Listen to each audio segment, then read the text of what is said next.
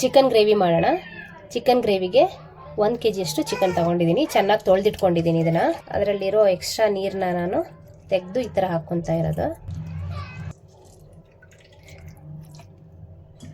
2 tea spoon ಅಷ್ಟು ಶುಂಠಿ ಬೆಳ್ಳುಳ್ಳಿ ಪೇಸ್ಟು, 1/2 ಟೀ ಸ್ಪೂನ್ ಅಷ್ಟು ಅರಿಶಿನ, ರುಚಿಗೆ ತಕ್ಕಷ್ಟು ಉಪ್ಪು, 3 ರಿಂದ 4 ಸ್ಪೂನ್ ಅಷ್ಟು ಕರ್ಡ್ ಯೂಸ್ ಮಾಡ್ತಾ ಇದ್ದೀನಿ. 1/2 ಲೆಮನ್ ಯೂಸ್ ಮಾಡ್ಕೋತಾ ಇದ್ದೀನಿ. ಇಲ್ಲಿ ಚೆನ್ನಾಗಿ ಮಿಕ್ಸ್ ಮಾಡ್ಕೊಳ್ಳೋಣ. ಇದು ನೀವು ಈ ಥರ ಕರ್ಡ್ ಹಾಕಿ ಈ ಥರ ಮಿಕ್ಸ್ ಮಾಡಿ ಇಡೋದ್ರಿಂದ ಸಾಫ್ಟ್ ಆಗುತ್ತೆ ಚಿಕನ್. ಇದನ್ನು ಅರ್ಧ ಗಂಟೆ ಹೀಗೆ ಬಿಟ್ಬಿಡೋಣ. ಒಂದು ಮಸಾಲೆ ರೆಡಿ ಮಾಡ್ಕೊಳ್ಳೋಣ. ಇಲ್ಲಿ ಸ್ವಲ್ಪ ಬೆಳ್ಳುಳ್ಳಿ, ಸ್ವಲ್ಪ ಶುಂಠಿ, 5 ರಿಂದ 10 ಮೆಣಸಿನ್ಕಾಯಿ ತೊಗೊಂಡಿದ್ದೀನಿ, ಹಸಿ ಮೆಣಸಿನ್ಕಾಯಿ, ಸ್ವಲ್ಪ ಪುದೀನ, ಸ್ವಲ್ಪ ಕೊತ್ತಂಬರಿ. ಇದನ್ನು ರುಬ್ಕೊಂಬರೋಣ. ಫಸ್ಟಿಗೆ ನಾನು ಗ್ಯಾಸ್ ಆನ್ ಮಾಡಿ ಪಾತ್ರೆ ಇಟ್ಕೊಂಡಿದ್ದೀನಿ. ಪಾತ್ರೆ ಬಿಸಿ ಆಗಲಿ. ಪಾತ್ರೆ ಬಿಸಿಯಾಗಿದೆ. ಎಣ್ಣೆ ಹಾಕ್ಕೊಳ್ಳೋಣ. 4 ಸ್ಪೂನ್ ಅಷ್ಟು ನಾನು ಎಣ್ಣೆ ಹಾಕ್ಕೊಂಡಿದ್ದೀನಿ. ಎಣ್ಣೆ ಬಿಸಿಯಾಗಿದೆ. ಈಗ ಇದಕ್ಕೆ ಚಕ್ಕೆ, ಏಲಕ್ಕಿ, ಲವಂಗ, ಎಲೆ ಎಲ್ಲ ಹಾಕ್ಕೊಳ್ತಾ ಇದ್ದೀನಿ. ಸ್ವಲ್ಪ ಸೋಂಪು, ಸ್ವಲ್ಪ ಜೀರಿಗೆ, ಸ್ವಲ್ಪ ಮೆಹಂದಿ ಕೂಡ ಹಾಕ್ಕೊತಾ ಇದ್ದೀನಿ, ಮೆಹಂದಿ ಸೊಪ್ಪು. ಈಗ ಇದಕ್ಕೆ ಈರುಳ್ಳಿ ಹಾಕ್ಕೊಳ್ಳೋಣ. ಈರುಳ್ಳಿ ಸ್ವಲ್ಪ ಕೆಂಪುಗಾಗೋ ತನಕ ಚೆನ್ನಾಗಿ ಫ್ರೈ ಮಾಡ್ಕೊಳ್ಳೋಣ. ಈರುಳ್ಳಿ ಬೇಗ ಫ್ರೈ ಆಗಬೇಕಂದ್ರೆ ಸ್ವಲ್ಪ ಉಪ್ಪು ಹಾಕ್ಕೊಂಡ್ರೆ ಒಳ್ಳೆಯದು. 1/2 ಟೀ ಸ್ಪೂನ್ ಅಷ್ಟು ಅರಿಶಿನ ಹಾಕ್ಕೊಂಡಿದ್ದೀನಿ. ಅರಿಶಿನ ಹಾಕ್ಕೊಂಡು ಸ್ವಲ್ಪ ಮಿಕ್ಸ್ ಮಾಡ್ಕೊಳ್ಳೋಣ. ಈರುಳ್ಳಿ ಎಲ್ಲ ಚೆನ್ನಾಗಿ ಫ್ರೈ ಆಗಿದೆ. ಈಗ ಇದಕ್ಕೆ ರುಬ್ಬಿಟ್ಕೊಂಡಿರೋ ಮಸಾಲೆ ಹಾಕ್ಕೊಳ್ಳೋಣ.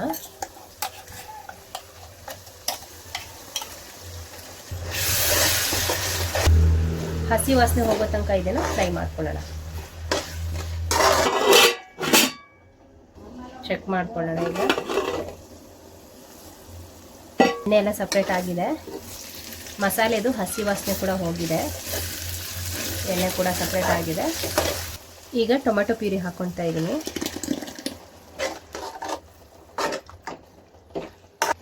ಟೊಮೆಟೊನಲ್ಲಿರೋ ನೀರಿನ ಅಂಶ ಹೋಗೋ ತನಕ ಇದನ್ನು ಚೆನ್ನಾಗಿ ಫ್ರೈ ಮಾಡ್ಕೊಳ್ಳೋಣ.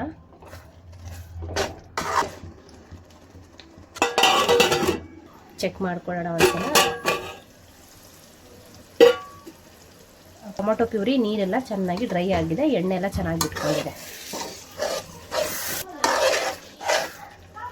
Chicken marinate ಮಾಡಿಟ್ಟಿದ್ದೆ. ಆ ಚಿಕನ್ನ ಇವಾಗ ಇದಕ್ಕೆ ಹಾಕೋತಾ ಇದ್ದೀನಿ.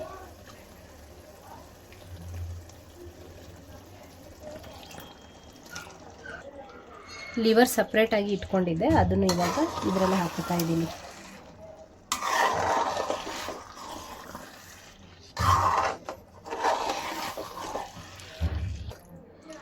ಚಿಕನ್ ನೀರು ಬಿಟ್ಕೊಳ್ಳೋ ತನಕ ಇದನ್ನು ಚೆನ್ನಾಗಿ ಬೇಯಿಸ್ಕೊಳ್ಳೋಣ.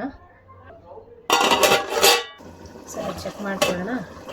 ಚಿಕನಲ್ಲಿರೋ ನೀರಿನ ಅಂಶ ಎಲ್ಲ ಡ್ರೈ ಆಗ್ತಾ ಇದೆ. ಈಗ ಸ್ವಲ್ಪ ಮಸಾಲೆಗಳನ್ನ ಹಾಕ್ಕೊಳ್ಳೋಣ. 3 ಟೀ ಸ್ಪೂನ್ ಅಷ್ಟು ಧನಿಯಾ ಪುಡಿ ಹಾಕ್ಕೊತಾ ಇದ್ದೀನಿ. 2 ಟೀ ಸ್ಪೂನ್ ಅಷ್ಟು ಅಚ್ಕಾರದ ಪುಡಿ, ಅರ್ಧ ಟೀ ಸ್ಪೂನ್ ಅಷ್ಟು ಗರಂ ಮಸಾಲೆ,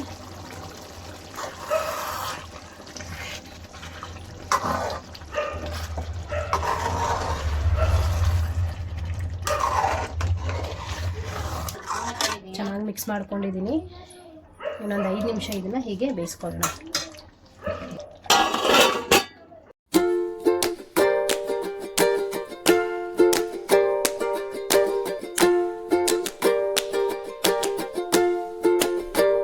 ಮಸಾಲೆ ಎಲ್ಲ ಚೆನ್ನಾಗಿ ತಾಗಿದೆ.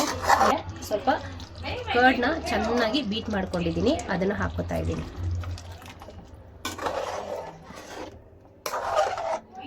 ಇದೊಂದು 5 ನಿಮಿಷ ಹೀಗೆ ಬೇಯಿಸ್ಕೊಳ್ಳೋಣ.